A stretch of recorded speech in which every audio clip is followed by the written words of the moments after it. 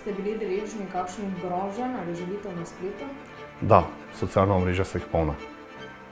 So vam očitali, da ste pristranski? Da, predvsem politika. Ali so vam očitali, da ste plačanec politike? Da, Ali so vam očitali, da lažete? da, Ali so grozili vašim bližnjim ali jih kako drugače nadlegovali? da, Ali so vam kdaj skušali prepričati objavo prispevka, vas prepričevali, da česa ne objavite? da. In zaradi tega smo izgubili tudi pogodbo.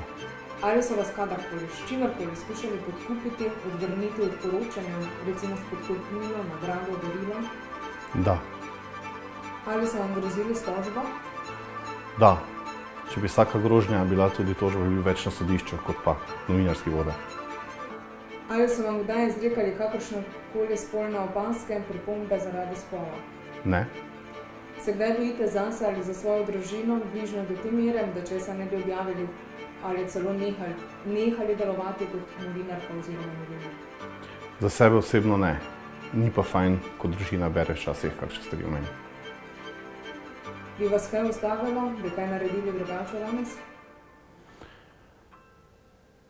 Ustavila? Ne. Vsekakor pa resnice se ne da ustaviti.